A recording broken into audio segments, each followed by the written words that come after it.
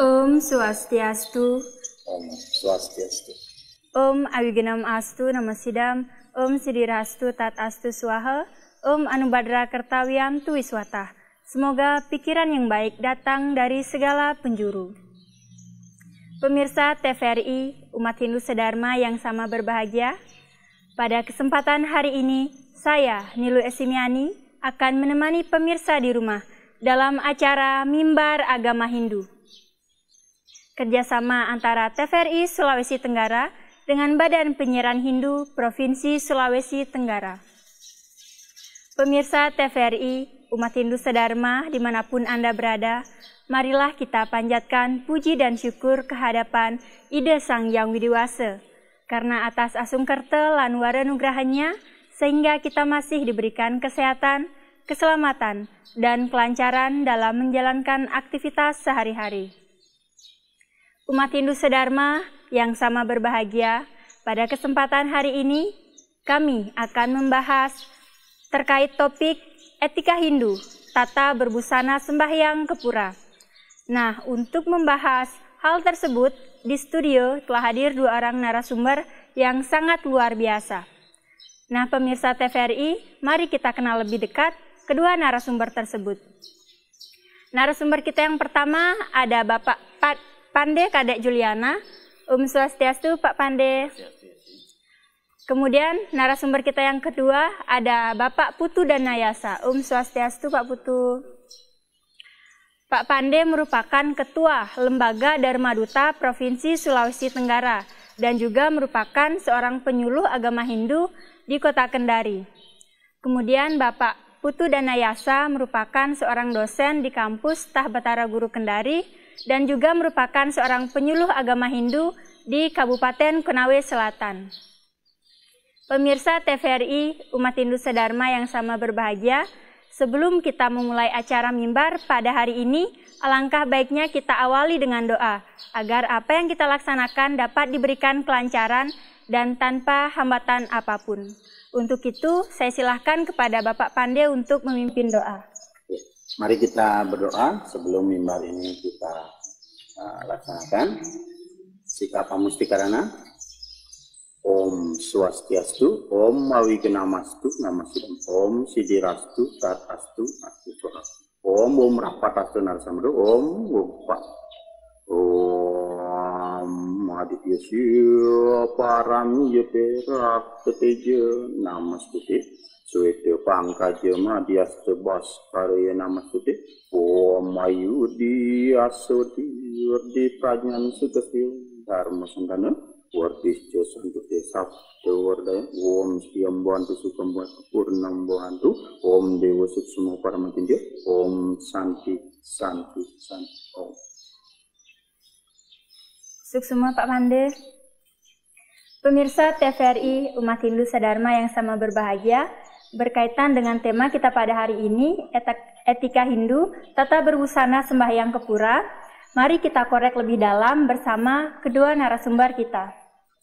Nah, Pak Kadek, Pak Putu, kita ketahui bersama bahwasannya zaman ini adalah di era zaman globalisasi yang mengalami perkembangan yang sangat pesat. Nah, salah satu dampak dari perkembangan zaman ini adalah berpengaruh kepada perubahan etika masyarakat, terutama etika masyarakat Hindu. Nah, jika kita pahami, kita melihat lebih terkhusus pada etika masyarakat Hindu ketika hendak bersembahyang ke pura. Nah, yang ingin saya tanyakan, apa sih itu etika dalam ajaran agama Hindu? Saya beralih ke Bapak Pandi terlebih dahulu. Silakan Pak. Baik, terima kasih Hesi. Om Swastiastu, Mas Dharma, dimanapun berada, yang di studio maupun yang di rumah. Tentu tema yang kita bahas pada hari ini cukup menarik karena ada 3 hal yang utama dalam tema itu. Yang bisa bilang ada 3 kata kunci dari etika berbusana ke memasuki rumah ibadah atau pura. Yang pertama yaitu tentang etika. Yang kedua kita akan nanti membahas tentang busana. Kemudian yang keempat kita akan membahas tentang bagaimana tata cara memasuki rumah ibadah atau ke pura itu sendiri. Berbicara masalah etika, ini lagi hot ini ya, di mana-mana di televisi kita lagi berbicara tentang etika, etik. Nah, apa sih sesungguhnya etika ini kan? Kalau dalam kamus besar bahasa Indonesia yang membahas tentang etika ini diartikan yaitu sesuatu yang membedakan yang baik dan yang buruk, yang mana baik, yang mana buruk, dan didasarkan atas nilai moral atau akhlak. Itulah yang disebut dengan etika itu sendiri. Kemudian ada juga yang menyebutkan etika itu adalah nilai-nilai perilaku yang disepakati di sebuah masyarakat tertentu. Jadi mungkin etika itu tidak berlaku di masyarakat lain, tapi di masyarakat tertentu itu berlaku. Misalnya masyarakat Baduy, mereka memiliki etika tidak boleh menebang pohon sembarangan, menebang harus dengan menanam. Di tempat lain belum tentu ada hal yang seperti itu. Jadi berdasarkan aturannya, lebih ke norma kesopanan, sopan santun dan susila itu sendiri. Dan itu dalam agama Hindu, etika itu terbangun secara tersendirinya oleh masyarakat Hindu kita. Kenapa ya sih? Karena Tuhan atau Ida Sang Yang Widi Wasa menganugerahkan kehidupan kepada manusia sebagai makhluk yang sangat sempurna, sebagaimana Sarasa Muscaya Sloka 2 sampai Sloka 6 menyampaikan bahwa kelahiran manusia adalah sempurna. Dia memiliki sesuatu yang berbeda dari makhluk lainnya. Nah, dia memiliki tri pramana, sabda, bayu, dan idap. Sedangkan makhluk lainnya hanya memiliki dwi pramana, sabda dan bayu saja. Memiliki suara, memiliki kekuatan. Sedangkan manusia memiliki satu, idap. Itulah kelebihan daripada manusia. Dari idap ini berkembang dalam diri manusia itu dititipkan yang namanya wiweka. Pikiran yang bisa membedakan yang mana baik, yang mana buruk, tanpa kamu harus membaca kitab suci, tanpa kamu harus belajar dari orang lain. Kamu bisa sudah membedakan, oh yang ini baik, yang ini jelek. Itulah wiweka ini. Wiweka inilah pangkal dasar kita manusia itu adalah makhluk yang beretika. Makhluk yang bisa mengembangkan diri kita ke hal yang baik, ke hal yang positif. Maka kelahiran kita itu disebutkan untuk memperbaiki karma wasana kita terdahulu. Melalui apa? Modal kita adalah wiweka ini. Maka dengan menjalankan wiweka kita dengan baik, kita fungsikan wiweka itu dengan baik, maka kita akan setungkaru menjadi manusia yang lebih baik, sujana.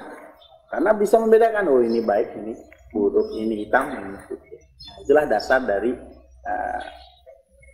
etika dalam agama Hindu itu sendiri. Mungkin nanti Pak Putu bisa memberikan tambahan terkait hal ini. Ya, suksema Pak Kade atas jawabannya. Baik, saya beralih ke Pak Putu. Apa sih yang dimaksud dengan etika dalam ajaran agama Hindu? Silakan Pak. Ya, Esi. Jadi pada prinsipnya sebenarnya sudah secara jelas disampaikan oleh Pak Pandi mengenai etika. Kalau kita berbicara perihal etika, tentu kata ini adalah kata yang sangat familiar di telinga dan pikiran kita. Jadi sejak kecil bagaimana kita sebagai manusia selalu diarahkan untuk menjadi manusia yang penuh dengan etika, penuh dengan penerapan nilai-nilai etika sesuai dengan ajaran agama. Jadi hal ini tentu tidak asing. Namun sampai saat ini masih ada sebagian dari kita yang belum memahami apa sesungguhnya etika itu. Apalagi ketika kita masuk lebih jauh ke dalam ranah etika Hindu. Nah, sebenarnya sangat jelas kalau lebih jauh kita mengarah pada etika Hindu, selalu dipadankan dengan kesusilaan.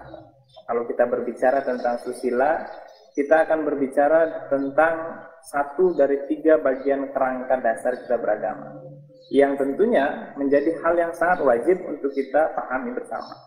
Itu yang pertama. Kemudian yang berikutnya, kalau berbicara etika, pikiran kita akan diarahkan pada pengetahuan tentang kesusilaan tadi. Apa isinya? Tadi yang disampaikan oleh Pak Pandi. Ada batasan-batasan, larangan-larangan dalam kita berperilaku. Nah, batasan-batasan inilah yang harus dipahami oleh kita sebagai umat manusia. Etika ini nantinya akan menempa pikiran kita ya, sebagai manusia ini untuk menjadi pribadi yang lebih mulia, sehingga kita bisa mencapai kebahagiaan secara lahir maupun batin. Jadi penting sekali etika ini kita pahami, tetapi yang jelas tidak hanya sekedar kita sejauh mana memahami arti dari etika saja, tidak sedalam apa kita mengkaji tentang etika itu, tetapi yang lebih penting adalah bagaimana etika ini diinternalisasikan di dalam kehidupan. Sudah belum kita jadikan etika ini pedoman atau tuntunan dalam menjalani kehidupan? Itu yang lebih penting sesungguhnya. Jadi actionnya lebih harus ditonjolkan. Nah, sederhananya kalau ditanya apa itu etika, ya tentu itu adalah pengetahuan kesusilaan yang memberikan batasan-batasan sehingga kita mampu membedakan mana baik dan mana buruk. Tadi Pak Pandey menyinggung tentang bagaimana secara teologis ya di dalam Sara Samusjaya misalkan disampaikan itu bahwa memang hanya manusia yang dapat membedakan mana baik dan mana buruk. Ya di dalam sloka 2 misalkan Sara Samusjaya, ri sakueneng sarwa buta tingjan mawang juga wenang gumayakan ikang subuh asuba karma. Jadi di antara semua makhluk hidup memang hanya manusia yang dapat membedakan mana baik dan mana buruk. Ya, jadi tugas kita adalah melebur segala perbuatan buruk itu menjadi perbuatan baik. Ya, itu sebenarnya intinya kalau kita berbicara tentang etika ini. Ya, saya rasa itu. Baik, terima kasih Pak Putu atas jawabannya. Nah, tadi sudah dijelaskan bahwa etika itu sebagai sebuah aturan atau larangan yang perlu diterapkan oleh masing-masing masyarakat, terutama masyarakat Hindu. Nah, pertanyaan yang berikut ini sangat menarik nih Pak Putu dan Pak Pandey, yaitu mengenai bagaimana etika bertata busana ke pura berdasarkan satuan tafsir. Nah, saya ke Pak Putu terlebih dahulu, silakan Pak. Iya, jadi pertama sebelum kita jauh masuk membahas tentang bagaimana sih etika kita dalam bertata busana ke pura. Hal pertama yang harus kita pahami ya, hal pertama yang harus kita sadari, kita harus melihat secara faktual bahwa tubuh manusia ini selalu mengalami yang namanya evolusi, terutama dalam hal berpenampilan. Ya, selalu ada perubahan yang sedemikian rupa yang terjadi seiring perkembangan zaman. Ya, ada modifikasi, ada modernisasi. Jadi sangat-sangat berubah mengikuti perubahan zaman. Itu yang pertama harus kita sadari. Nah, evolusi ini, ya, perubahan ini sangat jelas kita lihat pada bagaimana masyarakat Hindu, ya, umat Hindu menggunakan pakaian. Ya, tadi yang penuh modifikasi. Di dalam keyakinan Hindu ya, bukan anti terhadap modifikasi, bukan anti terhadap perkembangan zaman, tetapi bagaimana kita bijaksana menempatkan di mana modifikasi itu ditempatkan, kan itu. Nah, fenomenanya kalau kita lihat di masyarakat, ya, mungkin sebagian besar generasi muda ya, kita lihat berpenampilan ke pura itu menggunakan pakaian yang kainnya mungkin tembus pandang. Ya, kemudian memperlihatkan bentuk tubuhnya yang sedemikian rupa, yang tentunya ini akan mengganggu konsentrasi, ya, terutama kaum lelaki, ya, terutama kaum lelaki ketika ke pura yang tujuannya fokus untuk menghadap kepada Tuhan, tetapi ketika melihat secara nyata di depan matanya hal-hal seperti itu, tentu akan terganggu konsentrasinya. Itu yang pertama kita harus akui. Kemudian fenomena ini tentu kita tidak bisa hindari, karena demikianlah kondisinya saat ini.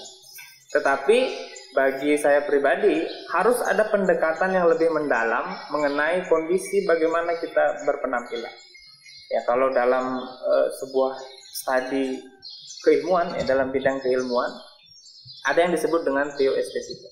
Jadi bagaimana kita mampu melihat keindahan, tetapi juga kita harus sadari bahwa ada nilai-nilai balutan, nilai-nilai ketuhanan di dalam pakaian yang kita gunakan.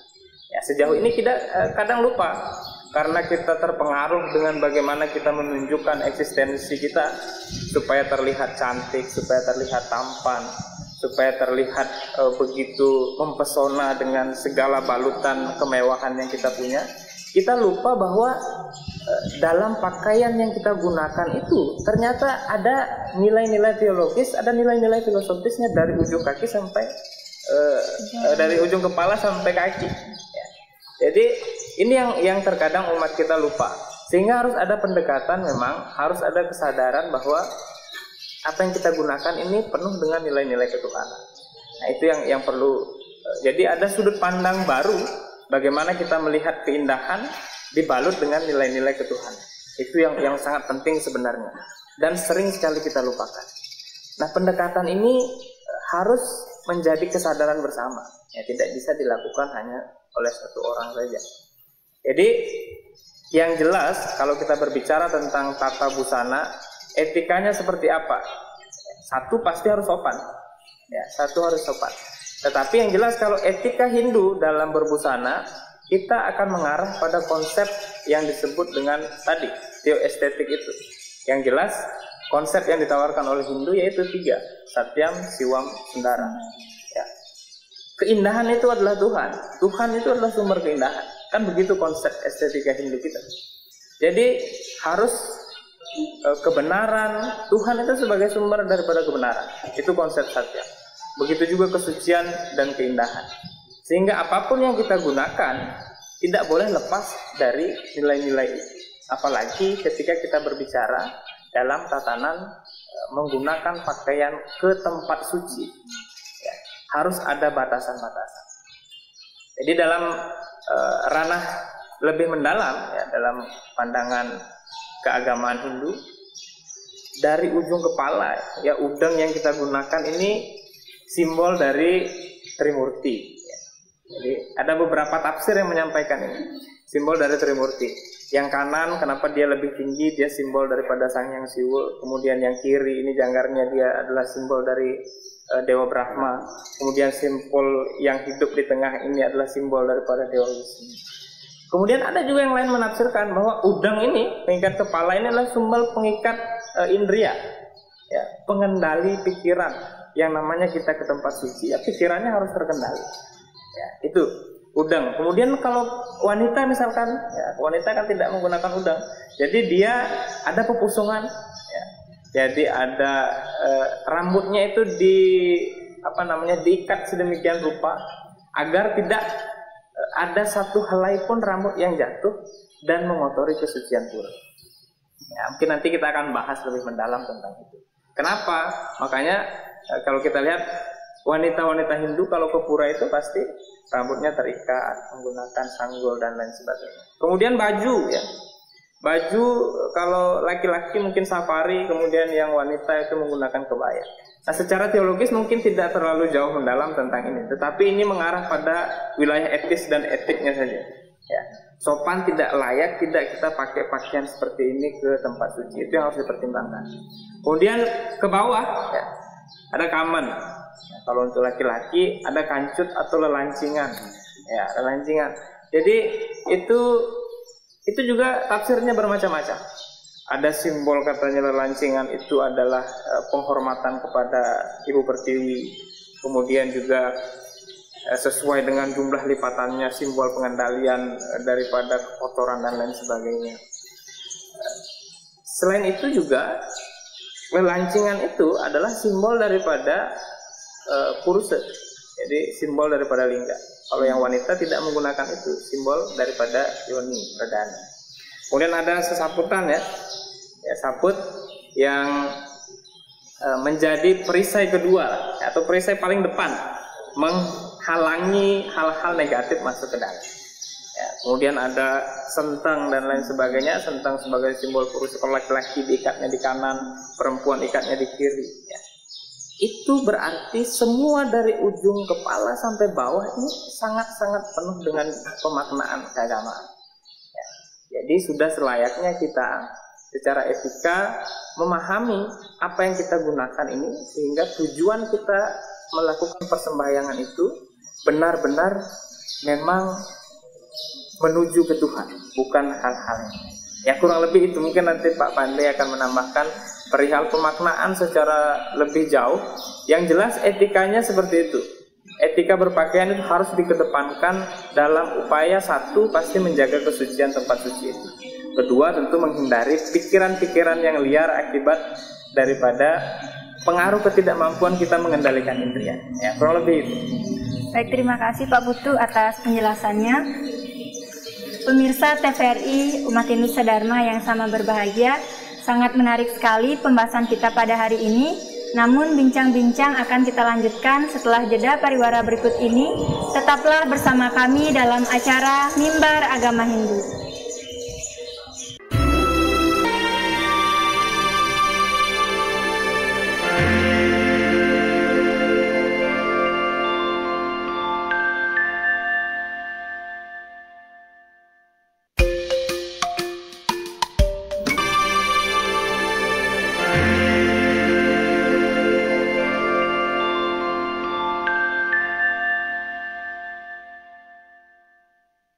Terima kasih pemirsa TVRI masih bersama kami dalam acara Mimbar Agama Hindu.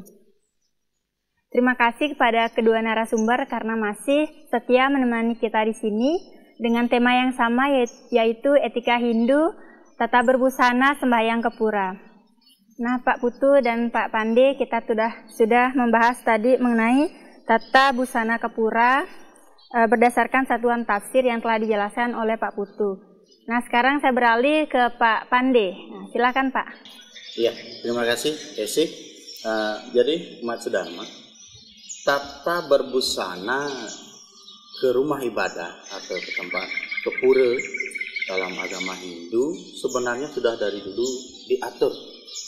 Pesamuan Sulinggih tahun 1976 yang merupakan cikal bakal juga dasar dari satuan tafsir perubahan satuan tafsir agama Hindu.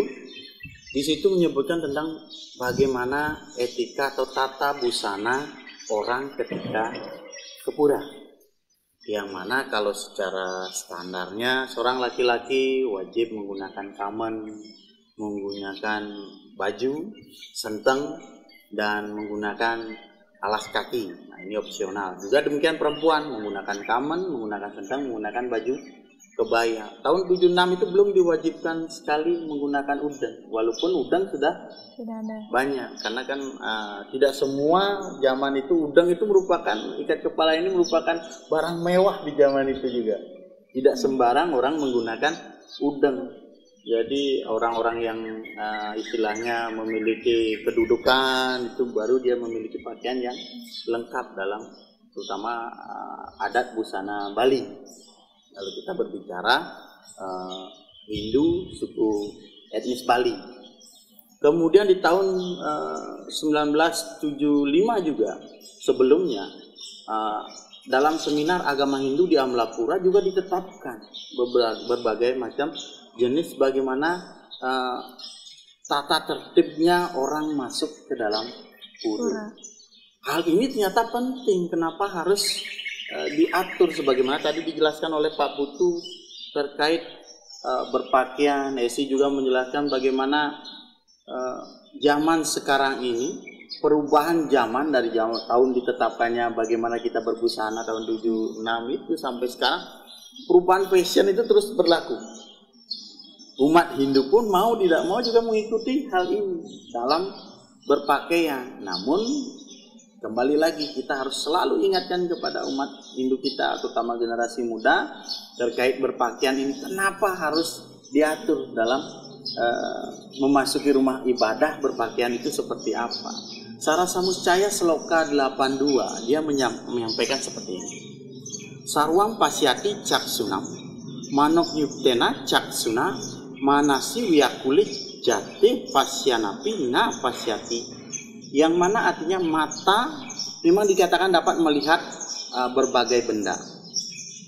Tapi tiada lain sebenarnya pikiranlah yang menyertai mata tersebut.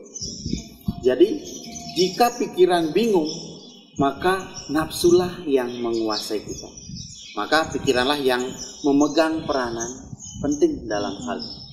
Setiap manusia memiliki pikiran, yang kemudian pikiran itu juga didasarkan tadi dari mata tadi. Jangan sampai karena mata melihat muncullah nafsu ataupun kama atau pikiran yang buruk terhadap objek itu. Tidak hanya laki-laki, perempuan pun juga demikian. Laki-laki melihat perempuan jika berbusana kepura, kembali lagi tujuannya kepura ngapain kayak gitu, ya. Kita ke pura tujuannya untuk hal yang baik. Kita mau ngaturang sembah pangubakti, ngaturang para musik semua, berterima kasih kepada Tuhan atas segala rahmat dan paice yang sudah diberikan oleh beliau. Kemudian ketika pikiran kita yang sudah baik, sudah bersih, dan masuk ke pura diganggu dengan suasana yang berbeda, misalnya dengan tata cara berpakaian yang terlalu menonjol, transparan, maka pikiran kita pun laki-laki pun bisa rusak. Kemudian terlalu glamor, menggunakan emas-emasan yang terlalu banyak, kalung emas besar Pak Putu ya, menggunakan jam yang intinya aksesoris yang menjolok. Perempuan pun juga akan terganggu, terutama ibu-ibu Pak Putu. Di dalam pura jangan sampai dia bergosip di dalam pura itu. Ini ibu Andi datang, bajunya baru kebaya brokat Perancis itu, yang harga 2 juta itu, yang lagi viral di TikTok itu. Ini akan menyebabkan sesuatu yang tidak baik dan menyebabkan pikiran-pikiran pemedet atau umat yang sembahyang ke pura itu menjadi terkontaminasi. Karena kan seperti saya bilang tadi, dalam seminar agama Hindu yang dilaksanakan tahun 75 di Amlapura itu ada beberapa tata tertib masuk ke dalam rumah ibadah Yesus. Yang pertama itu tidak dalam keadaan cuntaku atau sebel. Sebel ini kan banyak, yang cuntaku ini banyak. Nanti kita bahas, Pak Putu ini ahlinya tentang cuntaku dan sebel itu apa, dasar sastranya itu apa. Nah nanti Pak Putu akan jelaskan setelah ini tuh. Yang kedua harus bersih lahir dan batin. Nah bersih lahir batin ke pura itu, lahir itu gimana? Kita sudah mandi, pakaian kita bersih, rapi, sopan. Kemudian bersih secara batin berarti pikiran kita harus tenang, harus nyaman, harus bahagia. Karena apa? Harus bahagia. Karena tujuan kita ke pura itu nunas ice. Ice itu apa? Senang, bahagia, tertawa. Jadi harus didasarkan dengan batin yang bersih, yang baik. Kemudian yang ketiga, wanita yang rambut terurai tidak diizinkan untuk masuk ke dalam pura atau melakukan persembahyangan. Nah ini menarik lagi. Kenapa wanita rambutnya harus diikat? Nah kita bahas lagi sebentar ini ya sih. Mungkin Pak Putu juga ada ini kisah-kisahnya kenapa sampai wanita yang mengurai rambut atau megambahan kalau istilah Balinya tidak boleh ke pura. Kan banyak hal ini. Kemungkinan yang pertama, wanita yang mengumbar rambutnya itu menguraikan terkait birahi atau kama, kan bisa mengganggu pemikiran. Yang kedua, kebiasaan di Bali misalnya kita bilang orang ngeliat. Wanita itu sangat identik, karena kenapa wanita diidentikan dengan orang ngeliat? Ilmu hitam. Karena Durga, Dewi. Iya, rambutnya terurai. Jadi kalau orang megambahan atau terurai rambutnya ke pura ini seperti orang yang mau ngeliat. Ini mau ke pura atau mau belajar ilmu hitam, kan begitu. Ada lagi wanita yang terurai itu seperti wanita yang marah atau wanita yang bersedih gitu. Nanti kita akan kupas terkait hal ini. Kemudian yang keempat, dalam berpakaian wajib harus sopan. Sopan dalam artian tidak menonjolkan bentuk tubuh, itu yang tadi kita harus ke pura. Ini syarat keempat tata tertib masuk ke pura yang ditetapkan dalam pesamuan atau seminar agama Hindu tahun 75 di Amlapura ini. Kemudian yang kelima, tidak boleh bercumbu. Nah, tidak boleh masa ke pura bercumbu, kan bahaya Putu ya. Ini yang muda-muda terutama. Pak Putu ini masih muda, Aisyah masih muda. Sudah tahu bagaimana kan? Tidak boleh bercumbu, tidak boleh berkelahi, kemudian tidak boleh bertengkar, ya kan? Saling cacat, berkata-kata kasar, memaki, itu di pura tidak boleh. Di rumah ibadah itu, tidak hanya di pura ya, di basara, di candi, di mandir itu tidak boleh. Memaki, bergosip, apalagi gosip ibu-ibu juga ini ya. Sering-sering. Semakin digosok semakin sip. Semakin dipanasi semakin karena gosip itu pasti menceritakan orang, menceritakan jeleknya orang. Jarang gosip itu kita berbicara hal yang positif, yang baiknya orang. Maka bergosip itu pun juga dilarang.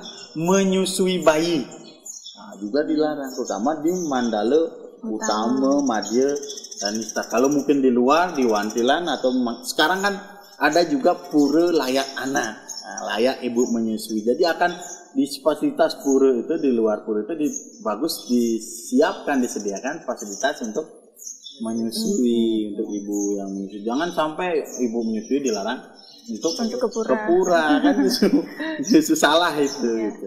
Kemudian dilarang juga meludah di dalam areal pura, membuang air, buang air kecil, buang air besar itu dilarang. Kemudian mencoret-coret pelinggih, merusak pelinggih juga itu dilarang. Kemudian yang keenam, dilarang dalam keadaan sakit. Ternyata orang sakit nggak boleh juga ke pura ya Pak ya? Nggak boleh. Sakit dalam artian sakit apa dalam artian tubuhnya, demam. Dah sakit dalam artian pikirannya. Nanti dibahas oleh Pak Putu. Ini tentang termasuk ke dalam cuntaku atau sebel ini Pak Putu ya. Gitu. Kemudian orang mabuk.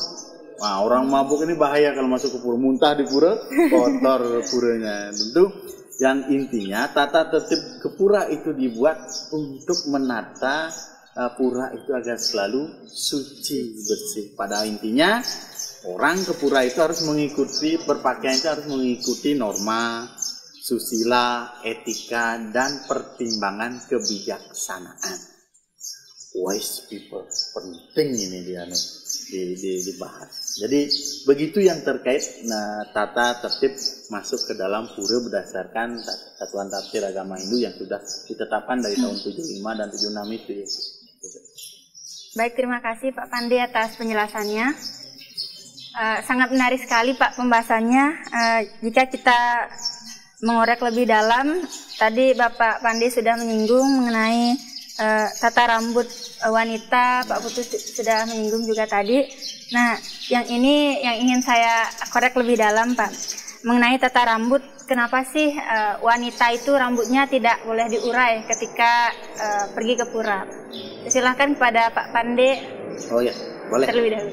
Baik, terima kasih ya sih. Terkait ini. Lebih ke dalam tatwanya. Kenapa wanita dilarang mengurai rambutnya? Sebenarnya tidak hanya ke pura Pak ya. Di rumah pun, keluar dari rumah pun sebenarnya dianjurkan untuk mengikat rambut. Kalau umat Sedharma, mungkin mengingat kisah Mahabharata dalam Sabha Parul. Cerita di Balerum Istana Astinapura saat perjudian terjadi, di mana Yudhistira yang begitu bijaksana atas provokasi Korawa dan Sangkuni, dia mempertaruhkan istri dan saudaranya dalam meja judi dan kalah. Drupadi yang saat itu selesai datang bulan, dia masih kotor, menstruasi, dia belum keramas dan masih mengurai rambutnya. Dia ditarik ke balerum istana, diseret oleh Dusasana. dijamak rambutnya. Kemudian di dalam balerum istana, pada zaman itu balerum istana itu adalah tempat suci, sama halnya kesuciannya seperti pura. Dia diseret di sana, dan di sanalah terjadi kutukan ataupun sumpah Drupadi. Dia tidak akan menyisir, memotong rambutnya atau mengikat rambutnya sebelum dikeramasi dengan darah Dursasana. Dan walaupun itu sudah terjadi, tetap sampai sekarang kejadian itu membekas dalam benak umat Hindu kita, dan itu pun sudah dikaji dalam bentuk tulisan ilmiah bagaimana wanita menggugat dan lain-lain. Dan ini menjadi sebuah catatan bahwasanya rambut yang terurai itu adalah masuk ke dalam kemarahan. Kemudian Drupadi juga mengalami kesedihan. Itulah sesungguhnya kenapa wanita itu jangan mengurai rambut. Nanti kamu seperti Drupadi yang sedang dalam keadaan marah. Drupadi yang dalam keadaan sedih. Juga kembali pada cerita Siwa Purana, bagaimana Parwati berubah menjadi Mahakali.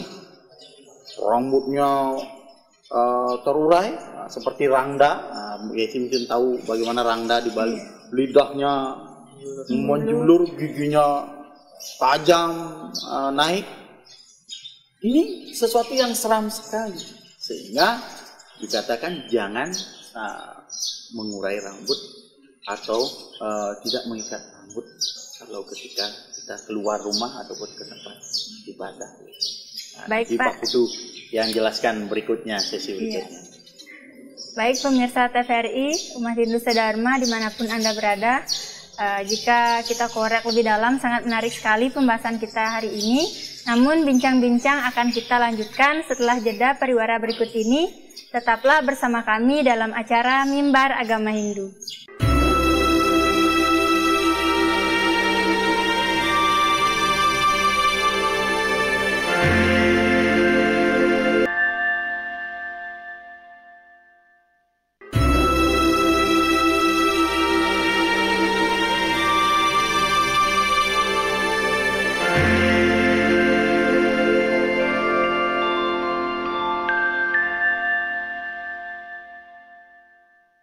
Terima kasih pemirsa TVRI masih bersama kami dalam acara Mimbar Agama Hindu.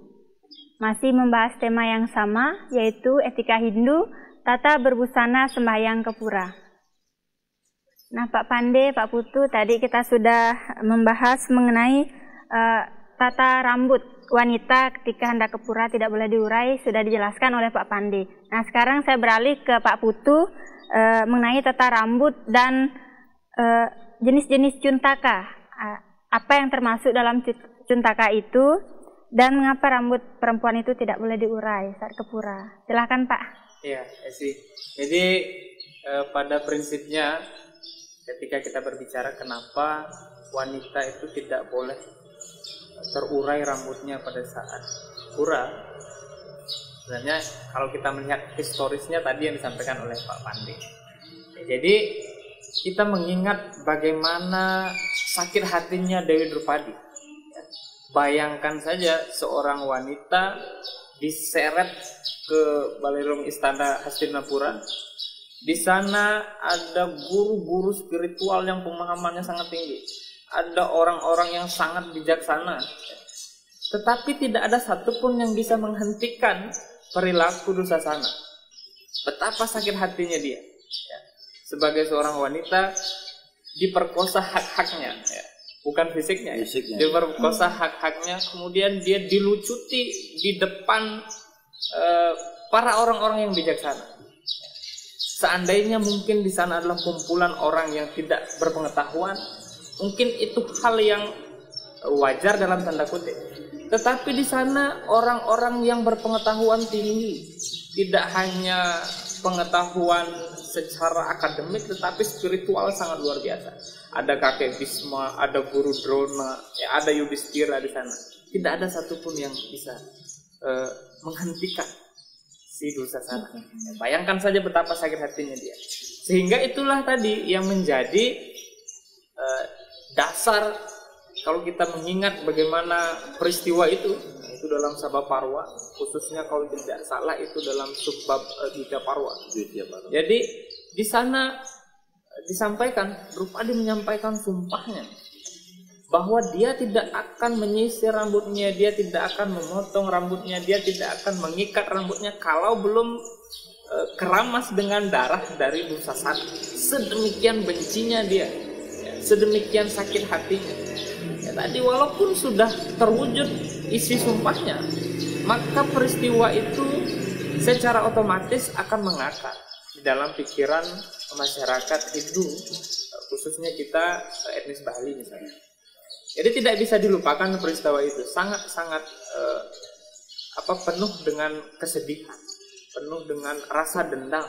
Ya, kenapa? Makanya wanita itu diharapkan ketika ke pura tidak boleh mengurai rambut, karena tadi simbol daripada kemarahan, simbol daripada dendam, simbol daripada kebencian. Selain itu juga kalau kita berbicara secara logika, rambut itu ketika rontok misalkan jatuh sedemikian rupa kan tentu mengurangi kesucian. Iya kalau dia misalkan sudah keramas, ya kalau belum keramas bagaimana? Itu secara sederhananya lah seperti itu. Ya, tetapi kembali dasarnya itu adalah kisah tadi, kisah Mahabharata, termasuk kisah Dewi Parwati. Ya, kalau kita lihat dalam Siwa Purana itu bagaimana mengamuknya Dewi Parwati, mengguncang dunia. Tidak ada satupun yang bisa menghalangi, kecuali satu, Dewa Siwa yang mengorbankan dirinya. Dengan penuh ketenangan dia berbaring di depan Dewi Parwati, kemudian diinjak oleh Dewi Parwati. Ya. Zaman dewa bahwa laki-laki sudah harus diinjak. Jadi sedemikian susahnya ketika emosi itu tidak bisa dikendalikan. Ya, harus ada ketenangan yang begitu jauh mendalam baru bisa menghentikan emosi itu. Ya, itu dasar pertama kenapa wanita tidak boleh mengurai rambut. Kemudian apa yang disampaikan Pak Pande tadi sebenarnya sudah termuat di dalam lontar Kramanipura. Ya, kita sempat membahas itu. Jadi etikanya tidak boleh menyusui, tidak boleh bertengkar di dalam pura. Ya, tadi kalau orang dendam, orang marah ke pura, kemungkinan untuk bertengkar pasti ada. Ya. Sedikit saja orang berbicara dengan dia tersinggung, ya, akhirnya ribut bertengkar. Itu tidak boleh dalam pura. Kemudian tadi misalkan meludah, tidak boleh membuang kotoran dan lain sebagainya. Apapun itu tidak dibenarkan kalau sudah mengotori lingkungan pura itu. Nah, itu kurang lebih. Kemudian kalau kita mengarah kepada pembicaraan tentang Cuntake, ini banyak penafsiran yang tersebar di masyarakat. Artinya pemahaman sejauh ini masyarakat ada istilah Cuntake dan sebel. Di dalam masyarakat Cuntake ya sebel ya Cuntake. Sebel ya Cuntake. Itu sama saja kesannya di masyarakat. Nah ternyata kalau kita merujuk pada sastranya, ya, ada lontar Brahmantake. Jadi ternyata di sana disampaikan Cuntake dan sebel ini dua hal yang berbeda. Ya, yang mana Cuntake, yang mana sebel. Nah Cuntake ini dasarnya adalah sebet, perasaan, sedih, marah. Jadi kalau kita dalam kondisi sedih, ya, dalam kondisi sedih mungkin baru ditinggal oleh kekasih, ditinggal oleh pasangan, ternyata kita masuk ke dalam kategori Cuntake dan tidak diperkenalkan ke pura. Kenapa? Karena pikirannya sudah mengawang-awang, ya, pikirannya sudah kemana-mana, tidak bisa fokus terhadap pemujaannya kepada Tuhan. Orang marah misalkan, bisa tidak orang marah itu melakukan pendekatan dengan Tuhan secara baik? Pasti tidak bisa, ya, tidak mungkin bisa. Pikirannya kemana-mana. Karena pikirannya kemana-mana. Bayangkan saja ketika kita mau berdoa tapi kita sedang marah, ya, bisa-bisa para dewa mungkin kita berikan kata-kata yang tidak layak. Lagi dikejar pinjaman online. Kalau kita lagi dikejar oleh utang piutang dan lain sebagainya. Ternyata itu masuk kategori Cuntake. Jadi orang yang demikian tidak dianjurkan ke pura, bukan dilarang ya. Tidak dianjurkan. Karena posisinya tidak akan hubungan dia dengan Tuhan itu tidak akan menjadi fokus, ya. Tidak fokus. Nah, kalau sebel itu dasarnya kalau dalam lontar Brahmantake itu kekotoran fisik. Ya. Nah, kotoran fisik yang tentu akan mempengaruhi kekotoran rohani. Contoh menstruasi. Ya, itu kan fisik ya. Keluar darah yang nyata-nyata itu kotor. Meludah saja Jarang, apalagi darah. Ya, itu. Kemudian setelah melahirkan, ya, itu juga termasuk dalam sebab. Karena setelah beberapa hari itu masih ada proses pembersihan di dalam tubuh, ada darah-darah yang keluar, kotoran-kotoran yang masih harus dinetralisir. Jadi itu dua hal yang berbeda ternyata antara cuntake dan sebat. Jadi cuntake itu dasarnya sebat. Misalkan orang meninggal itu kan kita sedih. Iya. Dan luar biasanya di dalam keyakinan Hindu, tanpa kita sadari mungkin atau kita sadari, kita diberi ruang untuk bersedih. Kapan itu? Yaitu pada saat cuntake. Kenapa kita tidak boleh ke pura? Ya kita diminta untuk merenung di rumah atau merenung di dalam diri kita untuk mengingat kembali apa yang sudah meninggalkan kita. Kontemplasi diri. Tapi jangan jadi alasan juga tidak ke pura, Pak. Ya, tapi tidak boleh itu jadi alasan tidak ke pura. Ada hari-hari tertentu, ada batasan jumlah hari tertentu misalkan yang membatasi orang meninggal, misalkan berapa hari dia masuk dalam kategori cuntake. Ya, itu dibatasi. Maksudnya apa? Cukup segitu saja sedihnya. Ya. Cukup segitu saja sedihnya. Setelah itu lanjutkan kehidupan. Karena keterikatan kita terhadap kasih sayang itu tidak boleh terlalu mendominan. Itu menjadi salah satu bagian dari penderitaan. Ya. Kita itu kalau kehilangan orang-orang yang tersayang pasti sedih. Kalau sedih itu pasti menderita. Ya. Itu adalah bagian dari kesedihan. Tetapi mungkinkah kita bisa memiliki kesadaran nyata-nyata orang-orang terkasih kita satu persatu misalkan meninggal, kita tidak bersedih? Itu tidak mungkin juga. Sehingga sangat rasional, ada jeda waktu, silahkanlah bersedih beberapa hari, tapi setelah itu lanjutkan lagi hidup. Perjalanan hidup kita masih panjang. Ya, jadi itu dua hal yang berbeda. Masalah cuntake dan sebel tadi. Yang secara nyata kedua-duanya ini tidak dianjurkan untuk ke pura. Baik apalagi yang secara fisik, ya, yang menstruasi misalkan. Ya, mungkin ada pertanyaan, yang ditakutkan itu kan bagaimana darah itu jatuh di dalam pura. Iya. Itu akan mengotori. Ketika misalkan wanita sudah memiliki teknologi yang sedemikian rupa menutup supaya tidak jatuh, pasti ya sekecil apapun masih ada kemungkinan. Ya, kemungkinan itulah yang dihindari. Jangan sampai kotoran itu akhirnya memberi pengaruh negatif dalam arti mengurangi kesucian pura itu sendiri. Ya, jadi kurang lebih itu kalau kita berbicara perihal cuntake. Tapi yang jelas jangan jadikan alasan sebel cuntake itu untuk tidak ke pura. Ya, ada batasan-batasan tertentu. Dan memang dalam beragama kita juga bermain rasa ya. Atmanastuti, ya, kepuasan pribadi. Misalkan sedang menstruasi atau mungkin sudah selesai menstruasi, tetapi masih merasa satu hari kok rasanya kurang nyaman saya ke pura. Tapi bukan malas sengaja tidak mau ke pura, ya. Mungkin masih berpikir jangan sampai masih ada sisa-sisa kemarin. Padahal sudah 4 hari habis menstruasinya. Sudah melewati. Dia bilang mau ke pura lagi malas. Ya itu. Saya lagi halangan. Itu harus dibedakan antara sebel dan malas, itu harus dibedakan. Berarti ini membuat dosa lagi, Bapak. Ya itu akan menimbulkan dosa lagi. Nah yang jelas itu karena membohongi diri. Yang jelas pada prinsipnya kondisi di mana kita dalam posisi cuntake tidak bisa menghubungkan diri dengan Tuhan itu dengan alasan yang memang upaya kita menyatu dengan Tuhan itu lebih susah. Pikiran kita masih terbagi. Kurang lebih itu. Terima kasih Pak Putu atas penjelasannya. Pemirsa TVRI Umat Hindu Sadharma yang sama berbahagia, begitu sangat menarik sekali pembahasan kita pada hari ini. Nah, saya ingin dari kedua narasumber menarik benang merah pada pembahasan kita hari ini. Saya ke Pak Pande terlebih dahulu. Silakan. Oke, terima kasih. Pemirsa umat Hindu dimanapun berada, penting kita mengetahui tentang etika Hindu ini. Dan penting kita menerapkan etika Hindu ini dengan baik. Yang sebagai dasar kita dalam melaksanakan segala kesusilaan dalam kehidupan ini. Penting kita menghargai orang, penting kita tahu yang mana yang baik, yang mana buruk, terutama dalam hal berbusana ke rumah ibadah. Jangan lupa kita juga umat Hindu menjaga kesucian kita. Dasar dalam berbusana ke rumah ibadah atau ke pura itu harus mengikuti prinsip Satyam, Siwam, Sundaram.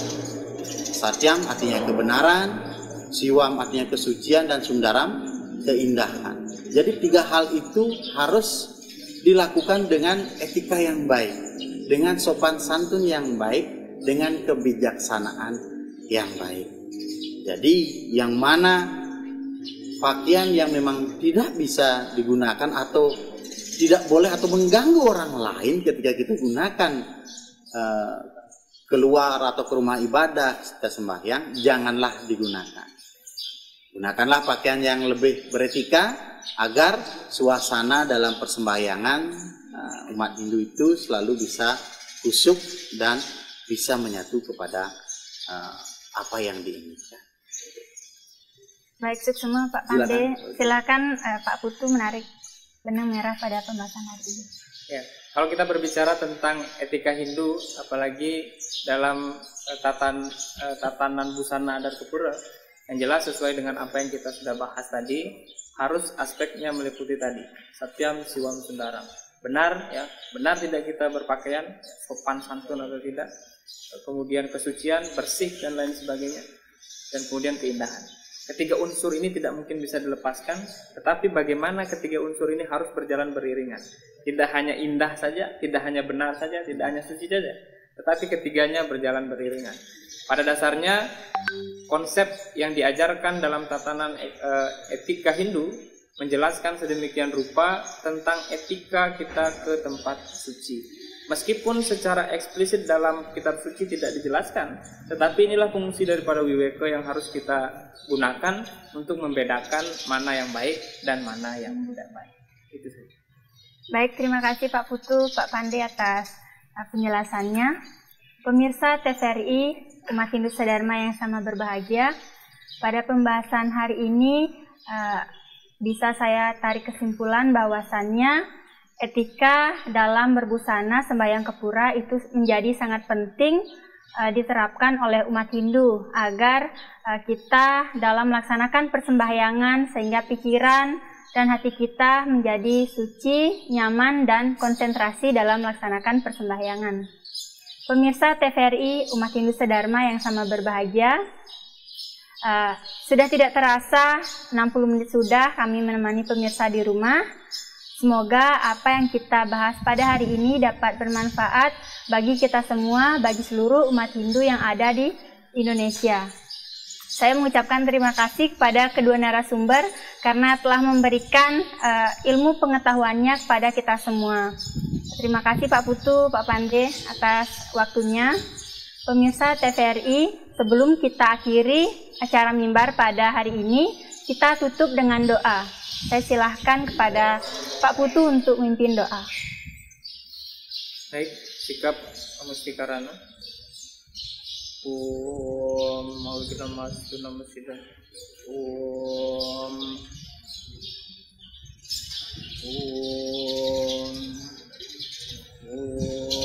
Sama Sampurnaya Nama Swaha. Om Sriyam Bhavantu Sukham Bhavantu Purnam Bhavantu. Om Santi Santi Santi. Om. Semua Pak Putu, pemirsa TVRI umat Hindu Sadharma yang sama berbahagia, demikian acara mimbar agama Hindu pada hari ini. Saya Nilu Esiniani pamit undur diri. Terima kasih dan saya tutup dengan menghaturkan Paramesanti. Om Santi Santi Santi Om.